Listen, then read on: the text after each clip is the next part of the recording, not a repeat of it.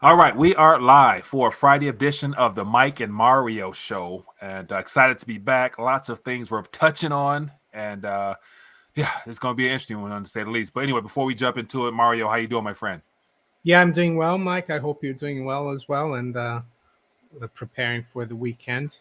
Oh, definitely doing great. Excited. Got some activity for my child this weekend, so it should be fun. But I like to start off the weekend by just going through this past events for this week, and just continue to remind people the importance of bracing for impact while also preparing as best as they can in all the practical ways that they know how to do at this point. But before we move further, man, let's talk about.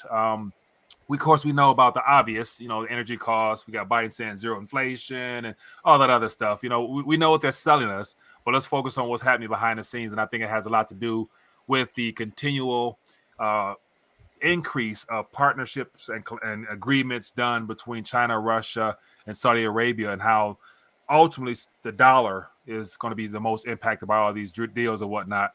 So we got a couple articles we're going to start off with, and then trickle into some of the more mainstream news. But based upon what you've been paying attention to, what are some things that really has caught your attention about what's developing out east? Yes, I saw this article today about how Saudi Arabia and China are like ratcheting up their cooperation, Mm-hmm. and they've drawn up a memorandum of intent. I think it's memorandum of I forgot what it's called exactly, but they've come up with this agreement of how to cooperate Mm-hmm. in the energy sector, in petrochemicals, Yeah. and even some people even speculate in arms. And actually, Saudi Arabia has pledged to make sure that China is secure, has secure energy Mm-hmm. for not for the next 5 years, but for the next 50 years. Yeah. So I think it's really significant. And what it shows to me is that Saudi Arabia is not like abandoning the West, but it's hedging its bets, I think, and it's ganging up or aligning itself to who they think are going to be the next big winners Mm-hmm. in the next 50 years, i.e., China and Russia.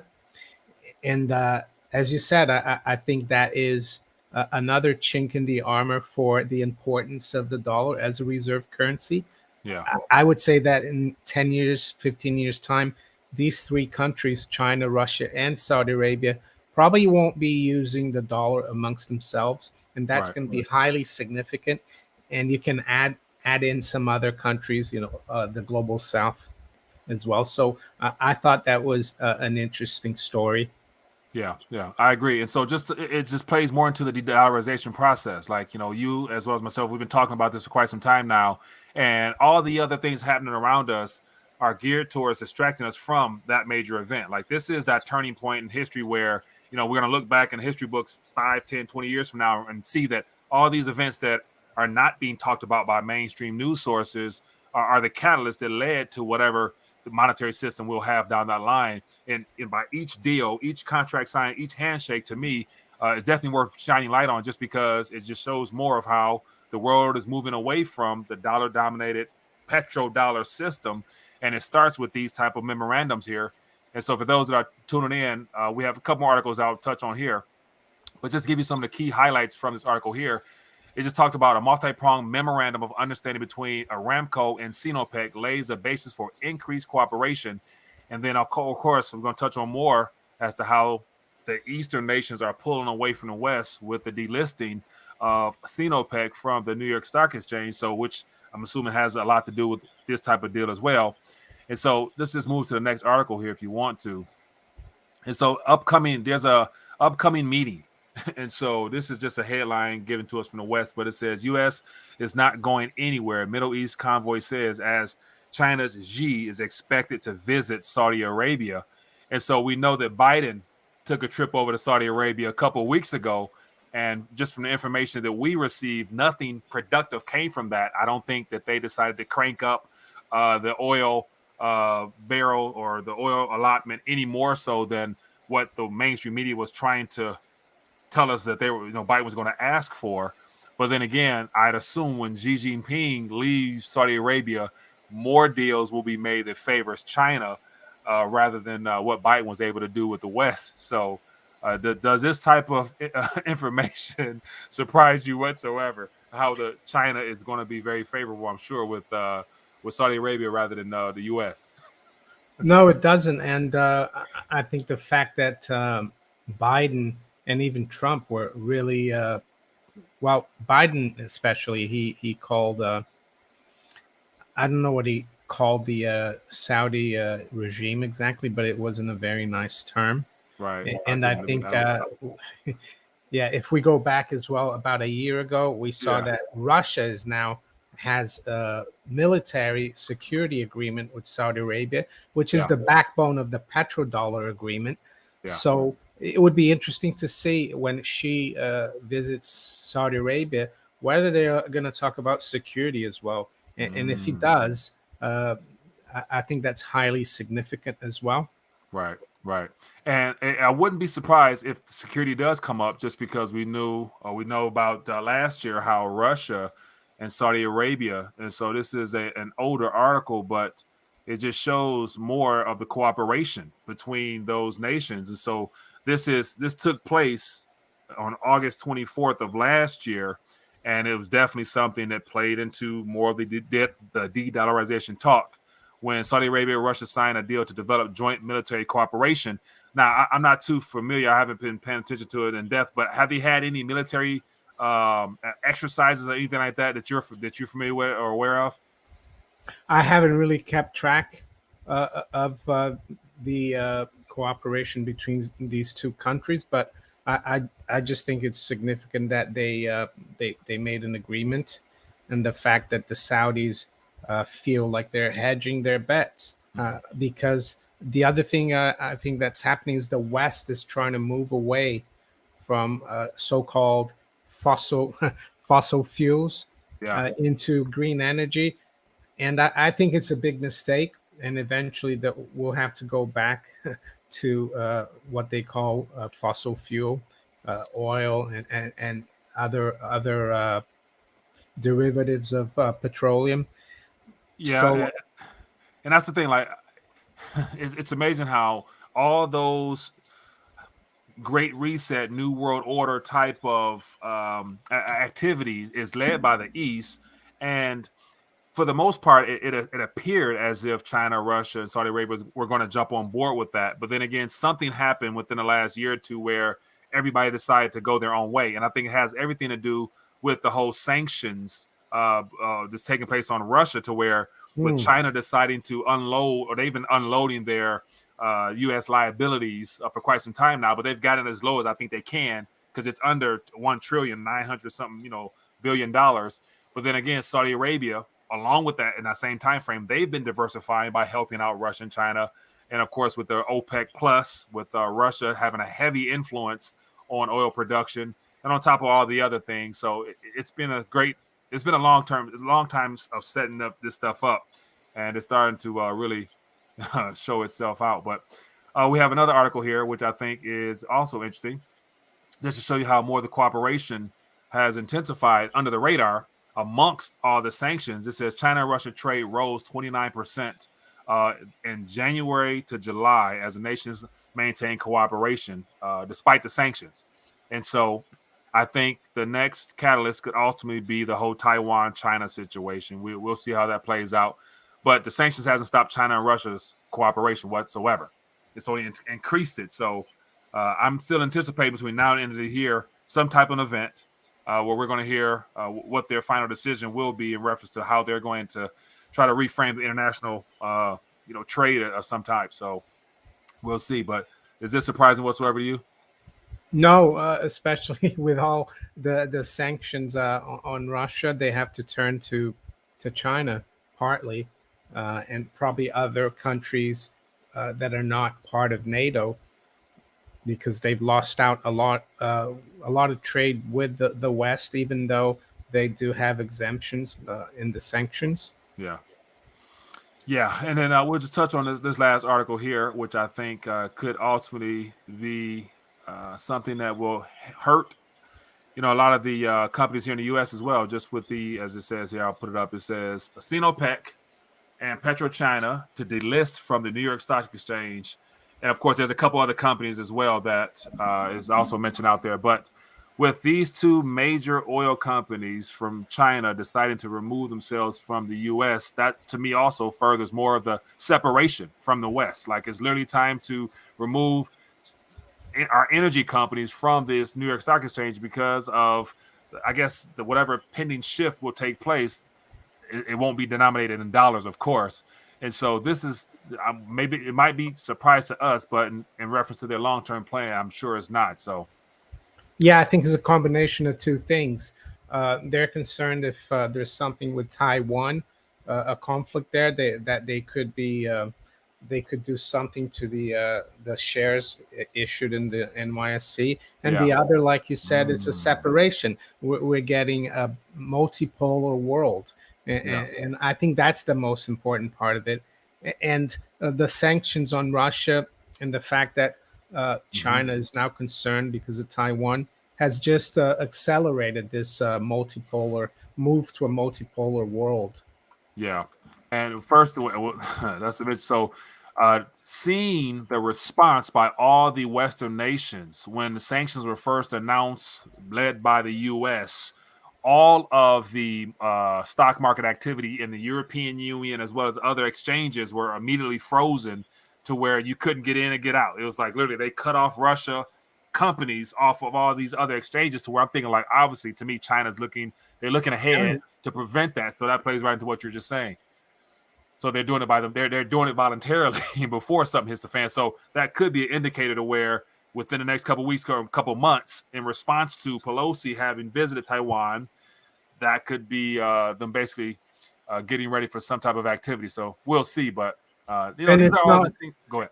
and it's not just Taiwan. Mm-hmm. The deep state, the neocons, whatever you want to call them, they might bring up another question Mm-hmm. as an excuse for sanctions on China.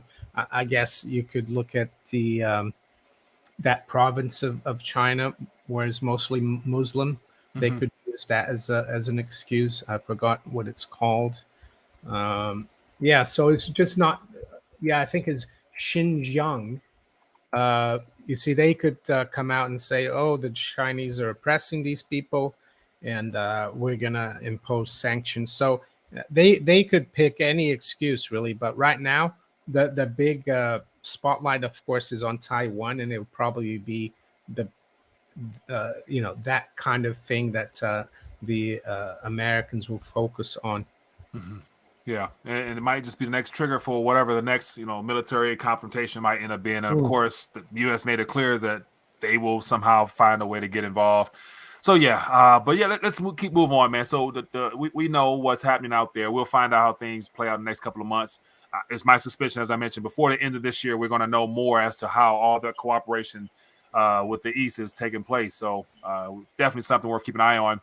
But outside of the figures it was given, I see the University of Michigan sentiment came out, and it's very optimistic despite all the real world horror that's taking place. We got droughts happening in Europe and the UK. We have cost of living going through the roof still. But then Biden said that there's zero inflation. Well, yeah, he was technically, I guess, right, because the month on month change Right. from June to July was zero. But that doesn't take away the fact that on an annual basis, still increased by 8.5%. Right. So I think it's a really bad form for him to say that, because a lot of people are struggling with higher food prices, Mm-hmm. also rent prices. The BLS calculates that rents went up just over 5%. But Mm-hmm. if you look at not pictures, sorry, data Mm-hmm. from private companies that track rentals in the big metro areas in the Mm-hmm. States, it's gone up more like almost 14% in the Yeah. last 12 months. Right. So he might have been technically right on the month on month because it Figures. was a Right. 0. Yeah, but But so just looking at this is a little visual aid of the last what looks like about 4 years. And so even though the most recent figures, as you can see here, is less than the prior two figures, it's look at the overall damage done. Like, the figures are well beyond anything worth celebrating. Just because this little drop or zero or minus of an increase doesn't really indicate the bigger picture, which is people are still suffering and struggling in Main Street. So it's just interesting how they're using that as a payrolls from last week, which were a lot beyond expectations. And so it has led some people to suggest that that could be what the Fed needs for a possible pause, or it could trigger a pivot or what. I don't think so, but it's just I'm curious as to why now are all these figures that people are paying attention to so optimistically positive, while the world around us is continue to completely go to Yeah, hell in a I handbasket. think it's just a bit of relief by the markets that it actually didn't go higher. It dropped a little bit, and Mm-hmm. that hadn't happened in a long time. The other thing I would add to the CPI, because the chart you showed is about the changes, percentage Yeah, changes. But if you think of the CPI is actually an index, yeah, so that index has been going through the roof in the last mm-hmm. 18 months, Yeah, and it hardly ever shrinks. If you look at a long-term chart of CPI index, it's yeah, always going up. So even if we go down to 3 or 4% CPI rate, mm-hmm. it's still going to be 3 and 4% of a much bigger piece of pie or bigger Right, number, and people are still going to be worse off. right, And the other thing is, average earnings is only going up by about 4.5 or 5%. So people are still losing out. right.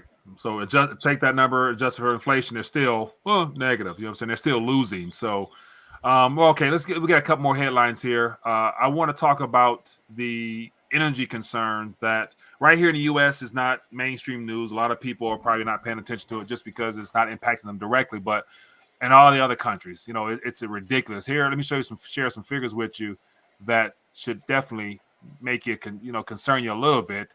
Here is something that came out earlier in the week about Sri Lanka and how their primary energy company has decided to raise the tariffs by up to 264% for the energy users, the people who use the least amount of energy. And so for the people who've used the most amount of energy, their increases have not been nowhere near that. It's like, I want to say, well less than half of that figure there.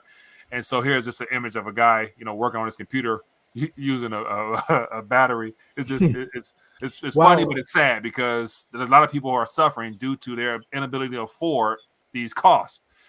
And that's just Sri Lanka. And of course, we all know that they're going through some things. So here in very the concerning. UK, it's pretty bad as well. They're predicting £4,000 a year utility bills, Yeah. and up until recently, they're forecasting 3,000, and it's up from 2,000 a few months ago.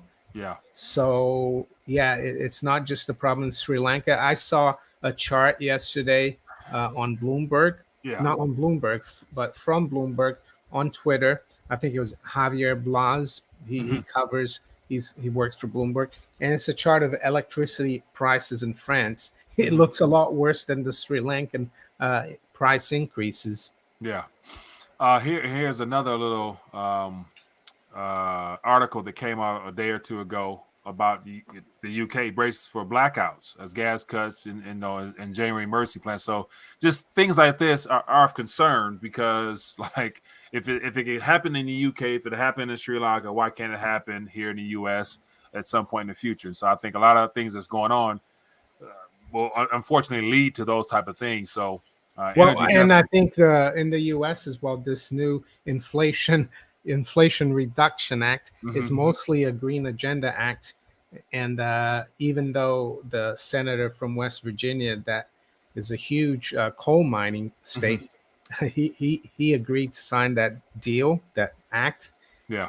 and I think it's going to put the United States, unfortunately, on the same path as Europe, Mm-hmm. uh, but just a little delayed, maybe a year or two. So Right. it could come to the U.S. in a year or Right. two as well. I just wanted to tell you something funny that happened. Not funny, but the thing is, my wife is good at managing and doing the administration for the bills in the house and Mm-hmm. everything. So she fixed our gas and energy prices for 2 years, about 18 months ago. Mhm. So just yesterday, I was looking through my bank account. I actually got a refund of almost $300 from British Gas. Uh-huh. So while everyone's getting their prices increased, Yeah. I got a refund. But I think it's just it's going to get worse though, because once my deal runs out and we try to fix it again, it will probably be a lot higher. Yeah. Yeah, well, enjoy those savings, my friend. So take those, of course, take those savings, put it into some weight, and hopefully by next year, price of silver has gone up, to make up that difference to where Yeah. that'll be worthwhile. That'll be good. But so a couple more articles here, then we'll open up and take some questions or whatnot, just to show and highlight Yeah. more of what's happening in Main Street. What do you see? Just want to. Beverly Smith says, Mario, the predicted figures change every week for the UK. Mm-hmm. And I think Beverly means all the prices for gas and electricity. And she's right. Yeah. And it could go, it could be more than 4,000 even by the end of the year. Who knows? Yeah. Yeah. It's literally like everything is week to week, month to month in this type of environment. Here's an article here that I thought this came out the same day as Biden's 0%, due to just the numbers not showing that the index went up. But it says U.S. egg prices surged 47% as food inflation soars, consumers buying chicken over beef. And then it just talks more about how, gives some figures as to how Chinese pork prices surge, consumer choosing to buy chicken and cheaper cuts of beef. We got Chinese meat imports inch up, but still down from a year ago. So it just gives more of the food industry here. What the BLS, Bureau of Labor Statistics, is going to do with the CPI basket is if people continue to replace buy chicken instead of beef, they will change the basket. And yeah, put they in an do all this. alternative. Yeah, an alternative, cheaper alternative. Salami. They go put salami or something. Yeah, and or bugs. Yeah, and speaking of which, real quick, we move on from this, but here's another something where it says Beyond Meat's cut revenue outlook, trimming workforce by 4%. And so I saw that the Beyond Meat, they attempted to put some of their products inside of some fast food chains. I want to say it's McDonald's, if I'm not mistaken, here in the U.S., and people are not buying that stuff. So they took it off the menu. And it's like, who wants to have whatever that stuff is made up of? I just don't want to touch it my dang self. But that's what's happening, man. This is the real news not being touched on. I went out earlier today because I had to sign some papers at a shopping center for the car. We're buying a new car, and then I went to have some lunch. I had a steak, just a steak, and Coke Zero, and that was all I ate. Yeah. And the bill came, and it was 45 pounds. Well, it was steak with shrimps, just like, but nothing, no side orders or anything. And I checked the price of the Coke. It was like a big glass of Coke Zero, £4.25. I thought that's ridiculous. Yeah, I won't be going there again. Right, and so when you see price figures like that, it discourages you from actually wanting to spend. But it's not. I'm assuming it's just the overhead cost to run an actual business these days. They've gone up to where it's reflecting the bill. And on top of that, we still having shortages of workers on this side, to where service is late, food quality is poor. It's just it's a nightmare still. Well into this whole depression, recession. But what else we got? I got a couple more articles here. Let's get to some questions. Let's open up to some questions. I see some back and forth there. So feel free to throw out some questions or ideas or suggestions and things that we can just touch on. Miss Dr. Malta talks about the IRS here, and I think that's a really interesting topic. Debt, enslavement, IRS, army, climate farce. I agree with the Dr. Mota or Mota. Yeah. And I think the guy from The Big Short, what's his name? He calls himself Cassandra on Twitter. Yeah, I'll put that up there. He just showed that. So there you go, if you want to read it. Yeah, it says IRS more than doubled the number of agents to about 167,000, and there are less than 1,000 billionaires. So it's not for that. There are 32 million small businesses, about half home-based businesses, in the wake of this whole hope, this whole Yeah. hoax. And so just think about those figures you put out there, like, And he goes, you know, bingo. That's what it's for, you see.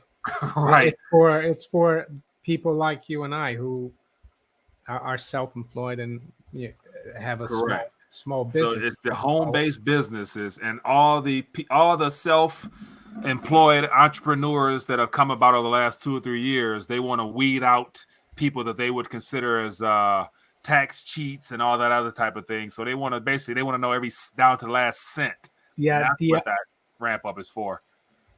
the other signal this gives, this ramping up of IRS agents and cracking down on the public, is that they're desperate that they're going to run out of revenues and the government might not be able to fund itself. A lot of it is to do with the de-dollarization, I would say, less demand for treasuries from abroad. Yeah.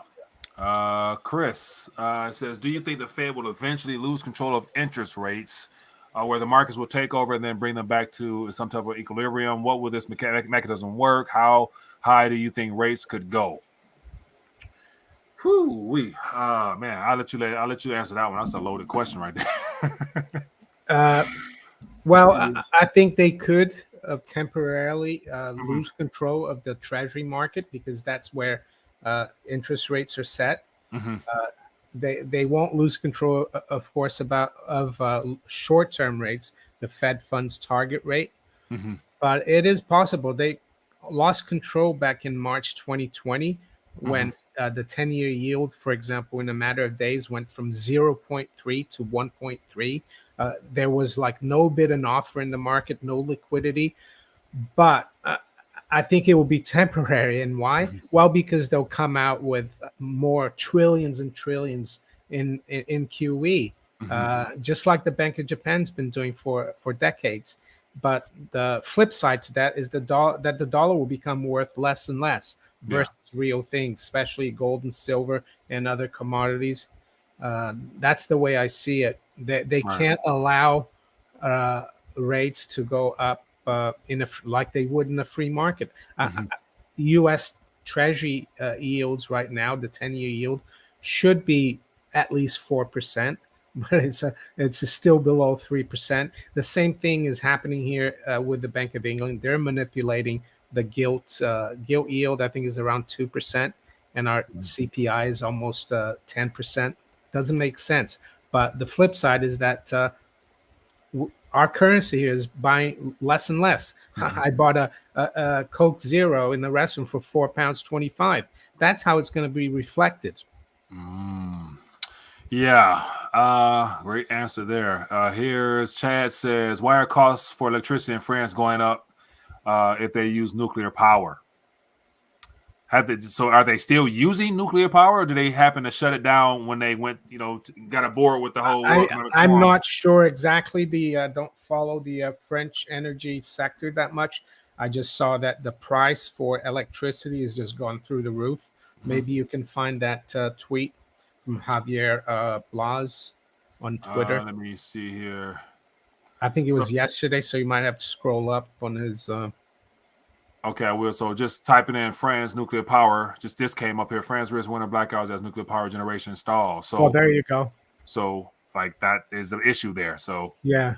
and then also I did see something else. Let me see. I don't know if I can grab it, but it was Matthew's asking a question. Thought while you look for that chart, maybe he says thoughts on the Evergrande situation, how the CEO left and selling their headquarters in China. Haven't oh really followed too much Evergrande, but I sent Mike an article from the FT about Chinese, how the Chinese are not buying so much luxury watches. And what's that got to do with Evergrande? Well, that means that the economy there is slowing down. mhm. So I think Evergrande is, yeah, it's weighing heavily on the Chinese economy. I haven't really kept track much with what the CEO did. Yeah. Let me see. I probably won't be able to find that because I gotta go scrambling, but I'll try to figure it out if I can. That's okay. So what other questions or thoughts out there? I did see something. Let me go Oh, back. Normal Norm says that the nuke plants are cutting back because of river levels. They're getting too low. Yeah, that's true. Mm, The Rhine mm. in Germany, Yeah, I saw, is like drying up in some stretches, and they can't get the barges through. And I would say probably the rivers in France are drying up too. yeah. I did see that one. That was that is not good. Oscar dries up. So here, let me see. No, let me grab this. That was wrong article. Let me see. Keep it going. What else we got out here? What is a runaway? Any other? Do you have to pay money? Do you have to pay money to ask a question? No. Just feel free to share a thought or ask a question. Highlight at reading a dollar so to stand out. Hand splash. Why aren't the Chinese buying watches? Well, because the economy is slowed down. They're not being able to do as well as they used to. But Yeah. and I think after when the Evergrande problem started last year, Mhm. a lot of people were trying to get rid of their real estate investments, and they're putting it into expensive Swiss watches. That's how they did it. And the other reason they did it is because uh, it was a way to take their wealth out of China, because there's a limit, I think, of $50,000, or I don't know exactly, to take out of China. So Mhm. if they bought a really expensive Patek Philippe or something, they could just go through customs or security in the airport, and they wouldn't know how much that watch is worth. But that article is basically saying that it's a sign that the Chinese economy is weakening. Yeah. Discretionary spending is not as good as it used to Mm. be. All that stimulus, especially here in the West, all the stimulus and checks that were handed out, that's long gone. That's why credit cards are through the Oh roof yeah, right now. yeah. I think it was Cassandra, the guy from Michael Burry. He put a chart up of that as well. It's through the roof, consumer credit in the U.S. It is bad.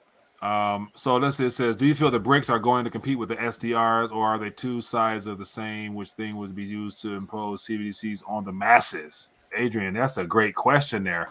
To me personally, I think that the CBDCs are already baked into all the monetary policies of all nations, just because the digital yuan is already out there. The Russian ruble version is in testing, and India has their own version they're talking about. So they're still a part of the plan for the domestic use amongst their own citizens. But on the international stage, I think whatever will be rolled out to settle trade, that's a whole other ballpark. So there'll be the local financial system, and then the monetary system that will take place using some type of gold medium, more than likely will be out there. So as far as them linking up, I think for example, the SPFF and it's SPFS, which is the Russian banking payment network, along with CHIPS, which is a Chinese version of their network, and India has one. And so all the BRICS have their own networks. They're going to meet up in some interoperable fashion and all that type of stuff. So it's going to be craziness out here, but it just won't be denominated in USD, like that. So I anyway, what think are your thoughts? the SDRs are just like a basket of mainly Western fiat currencies. Mm-hmm. So they're not really. I don't think they'll be able to compete with the BRICS, because I think the BRICS want to have a currency backed mainly by gold and Yeah. maybe some commodities. So the SDR is just like I think John Exter said is the dollar is I owe you nothing, and the Mhm. SDR is who owes you nothing. It's like no one really knows what an SDR is. Yeah, here's says, did you guys hear about the rainwater on Earth is contaminated? Um, I actually saw a headline or something like that. Let me just look that up, but it doesn't surprise me one bit, especially when you see chemtrails in the air and whatever goes up must come down. And I'm assuming it has to definitely contaminate the water at some capacity. Uh, it's funny we were just talking about that before we live. Hmm. Contaminated rainwater and see I what guess pops I up. guess it depends where you are on the planet, but I guess it's difficult. Nowhere really escapes.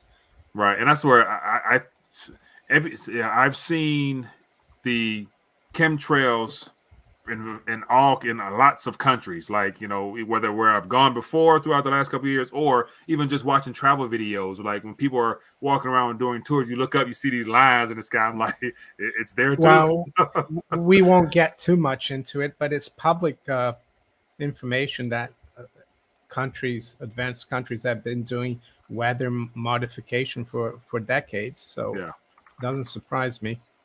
right. It is something that's out there. The technology does exist, so it's definitely been used.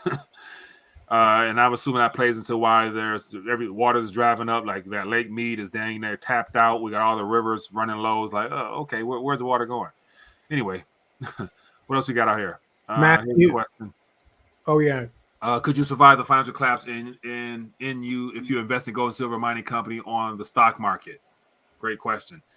Survive the financial collapse. That's a loaded question there. Survive the financial collapse. I don't think surviving this financial collapse. It's a more sort of readjustment of all financial matters. Like on the yeah. other side of this, I'm not sure what type of world we're gonna live in, but I personally, I'm not solely dependent upon the mining space, just because I think if stuff hits the fan, mines will be nationalized to where they'll end up giving you pieces of the pie or nothing at all. So that's where it boils down to: if you don't hold it, you don't own it type of mindset in whatever uncertain world we're heading into. So that's just my 2 cents. What do you think? Well, back in the 1930s, when there was virtually a financial collapse, a lot of banks went bust, and then they had to do a bank holiday in '33, Mm-hmm. and then they confiscated the gold, and then they revalued uh, the gold price versus the currency.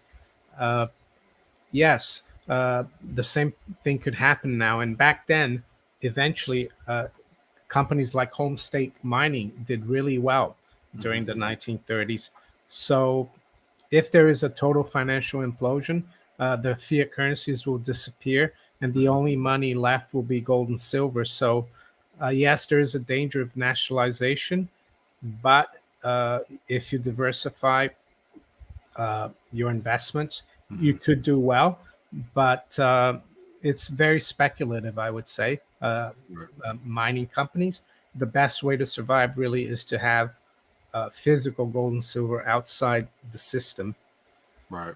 And I do have mining stocks, but it's not a big chunk of my holdings. Right. Same here. So I see in the chat there, someone put in some detailed information into the weather situation. So if you guys are interested in finding out more about that, check Oh out yeah. Round Thoughts. And so I don't even want to put it on the screen just because the algos out here acting funny.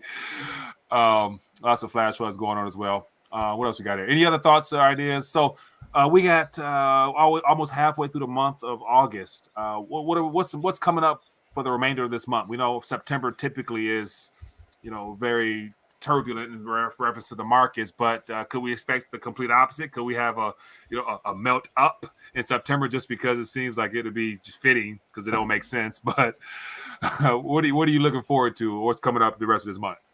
Well, I just saw that the Nasdaq has gone up 23% from its Mhm. lows this year, Yeah. and that on average in the bear markets of apparently 29 to 32, and also 2000 to 2002, the bear market rallies have averaged 23%.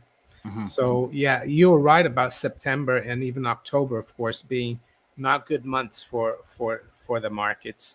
So maybe we could see continued next few weeks. We could see the markets continue to rise, the stock markets, and then Yeah. turn south. I don't think we're out of the woods yet Right. in the Right. markets. And that's the confusing part because overall things are deteriorating globally speaking, and then here in the U.S. there's pockets of fake light that's being given to us. Inflation is not this, and this is coming down. Everything's turning around, and I'm thinking like, well, still your average consumer is not necessarily reaping the rewards of having more purchasing power in their pockets, and the goods on the shelves are not going down in nominal terms. So it's like, like the average Joe don't own shares of anything real, so it's like they're not benefiting from any of these, these green candles. So it's like we haven't even begun to really start to where this thing is going to end up. So yeah, somebody say August 15th is coming. What's August 15th? Oh Let yeah, us know. it's the 51st anniversary of the when Nixon closed the gold window, August 15th, 1971. So it's Mm, actually the completion of the 50th year. mm, So some people think there was going to be some kind of jubilee, the 50th year. So who knows what could happen? We've only got 3 days, yeah. August 15th. And also, I know September is going to be an interesting month because we have the Fed meeting, so we'll find out what they're going to do. Then also, the Shanghai Cooperation Oh, Organization is meeting the 15th or 16th.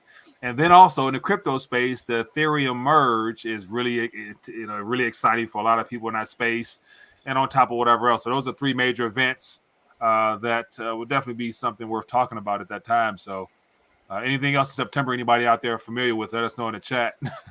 the end of the baseball season, I don't I watch guess. baseball anyway, so. But we're about 40 minutes, man. I don't see any new questions. Let me see. Here's one. So, with China buying more super oil tankers to transport Russian oil, is the petrodollar on life support now?